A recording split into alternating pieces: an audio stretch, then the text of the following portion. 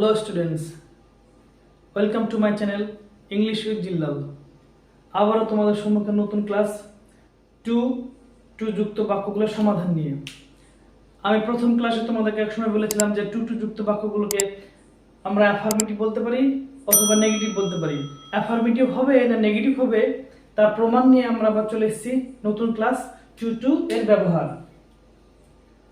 তো টু শব্দের মানে আমরা এখন দেখব এতই যে, টু মানে এতই আর টু মানে যে, আমরা এর ব্যবহার দেখব টু মানে এতই যে। তো কোন এক সময় আমরা পড়েছিলাম এই বাক্যগুলোকে নেগেটিভ বাক্য বলা হতো। আসলে টু যুক্ত বাক্যগুলো নেগেটিভ হবে না অ্যাফার্মেটিভ হবে, না নেগেটিভ হবে তা বিস্তারিত আলোচনা আমাদের থাকছে এই টপিকে টু এর ব্যবহারে।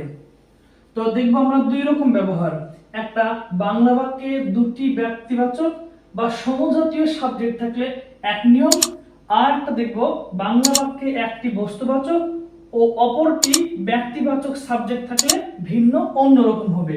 তো আমরা এই দিকটা আগে দেখব, তারপর ওই পাশে একটা প্রমাণ সহ দেখব। তো যদি কোনো বাংলা বাক্যে সাবজেক্ট দুটোই ব্যক্তিবাচক হয় বা সমজাতীয় হয় তাহলে আমাদের স্ট্রাকচার বাক্যর গঠন হবে কেমন? সাবজেক্ট, তারপরে ভার্ব লিখতে হবে, তারপরে টু এবং তারপরে অ্যাডজেক্টিভ এবং টু, তারপরে ভার্বের ভিওয়ান ফর্ম লিখতে হবে, তারপরে এক্সটেনশন লিখতে হবে।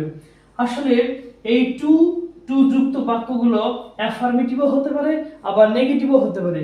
এর প্রমাণের জন্য আমাদের দেখতে হবে কি, আসলে এই অ্যাডজেক্টিভ যদি পজিটিভ সেন্স হয় তাহলে আমাদের ইনফিনিটিভটাও পজিটিভ সেন্স হবে, আর অ্যাডজেক্টিভ যদি নেগেটিভ সেন্স হয় তাহলে আমাদের ইনফিনিটিভটাও নেগেটিভ সেন্স হবে। তার প্রমাণ নিচে দেখলেই আমরা বুঝতে পারবো। তো বলছে যে বাক্যটাই সে এতই দুর্বল যে সে যুদ্ধ করতে পারে না। তাহলে এই বাক্যটার সাবজেক্ট কটা? দুটো সাবজেক্ট। কোথায়? এইখানে সে একটা সাবজেক্ট আর এইখানে সে একটা সাবজেক্ট। আমরা কি বলেছিলাম, বাংলা বাক্যের সাবজেক্ট যদি দুটো ব্যক্তিবাচক অথবা সমজাতীয় হয় তাহলে আমাদের অবশ্যই কি করতে হবে, একটা সাবজেক্ট কেটে বাদ দিতে হবে। এবং বাক্যটা কিভাবে লিখতে হবে? যে এইভাবে, যে সে ইংরেজি হচ্ছে হি এতই দুর্বল যে, তাহলে আমরা ভার্ব লিখব he is too weak to fight. বলছে he is too weak to fight. তাহলে এই বাক্যটার অর্থ আসলে সে যুদ্ধ করতে পারে না পারে না তা নির্ভর করছে এই অ্যাডজেক্টিভের উপরে। অ্যাডজেক্টিভটার সেন্স হচ্ছে নেগেটিভ, তাই ইনফিনিটিভের সেন্সও হচ্ছে নেগেটিভ। কিন্তু পরে আমরা দেখব যে আসলে এই বাক্যটা পাল্টে গেছে এবং বাক্যটা পজিটিভ সেন্স হয়ে গেছে, অ্যাফার্মেটিভ সেন্স হয়ে গেছে। কেমন? এই সে আমরা কেটে দেব, বাকি আমরা লিখব কি, সে he is too strong to fight.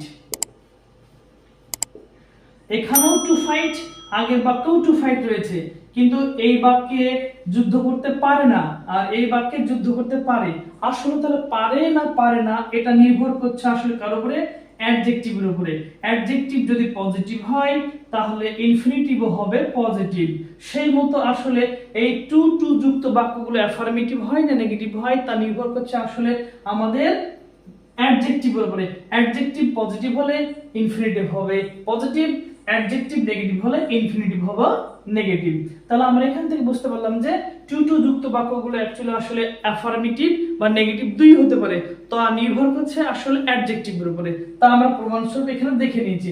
পাশেরটা এবার দেখব আমরা, যে যদি বাংলা বাক্যে একটি সাবজেক্ট বা একটি বস্তুবাচক হয় অপরটি ব্যক্তিবাচক হয় তাহলে আমাদের কেমন হয় বাক্যটা সেটা দেখব। সেটা কিভাবে বাক্য গঠন হবে? সাবজেক্ট, ভার্ব এবং সে মধ্যে টু লিখতে হবে, আবার অ্যাডজেক্টিভ। এইখানটায় একটু পার্থক্য লিখতে হবে, সেটা হচ্ছে আমাদেরকে যদি কখনো দুটো সাবজেক্ট ব্যবহার করতে বলে তাহলে অবশ্যই আমাদের প্রথমে যেটা হবে সেটা হচ্ছে বস্তুবাচক। বস্তুবাচক সাবজেক্ট প্রথমে লিখতে হবে এবং ব্যক্তিবাচক যে সাবজেক্টটা থাকবে সেটা হচ্ছে বাক্যের মাঝে ফর ব্যবহার করে লিখতে হবে এবং কি করতে হবে ব্যক্তিবাচক সাবজেক্টের অবজেক্ট লিখতে হবে। তারপরে two plus V1 plus extension আগের মতো। তাহলে যদি কোনো বাংলা বাক্যে সাবজেক্ট সেম না হয়ে আলাদা হয় তাহলে অবশ্যই মাথায় রাখতে হবে আমাদেরকে যে মাঝে ফর ব্যবহার করে সেই ব্যক্তিবাচক সাবজেক্টের অবজেক্ট লিখতে হবে, অবজেক্টিভ ফর্ম লিখতে হবে। তো আমার নিচে एग्जांपल দেখলে বুঝতে পারবো যে অঙ্কটি এতই কঠিন যে আমি এটা সমাধান করতে পারি না।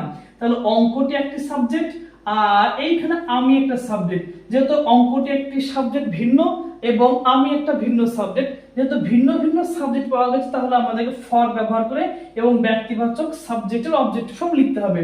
তাহলে সেই মতো লিখলে কি হবে, তাহলে আমরা অঙ্কটি ইংরেজি লিখতে পারি আমরা the sum is কঠিনের জন্য হার্ড, ডিফিকাল্ট যাই খুশি লেখা যায়। তাহলে একটু হার্ড, আমার ছোট লিখলাম হার্ড। তাহলে the sum is too hard, অঙ্কটি এতই কঠিন যে আমি, তাহলে আমি কি হবে এখানে ফর ব্যবহার করে, এই ফর ব্যবহার করে ব্যক্তিবাচক সাবজেক্টের অবজেক্ট, তাহলে ব্যক্তিবাচক আমি অবজেক্টিভ ফর্ম হচ্ছে কি মি। তাহলে the sum is too hard for me, এবার to V1 plus extension to solve it। এটা ছিল আমাদের যদি ভিন্ন ভিন্ন সাবজেক্ট হয় তাহলে এই মতো। আমরা কিন্তু আগের গত ক্লাসে ক্লাস 1 2 3 তে আমরা কিন্তু টু টু যুক্ত বাক্য এবং টু এর সঙ্গে ফর এর ব্যবহার দেখেছি, তার প্রমাণ এখানে নিলাম। আমি গত পর্বে এবং ফার্স্ট ক্লাসে বলেছিলাম যে আসলে টু টু যুক্ত বাক্যগুলো অ্যাফার্মেটিভও হতে পারে, নেগেটিভও হতে পারে। তার প্রমাণ স্বরূপ আজকে শেষ ক্লাসটা। তোমাদের জন্য একটা নিচে প্রশ্ন দেওয়া হচ্ছে, অবশ্যই কমেন্টে জানাবে। বস্তাটি এতই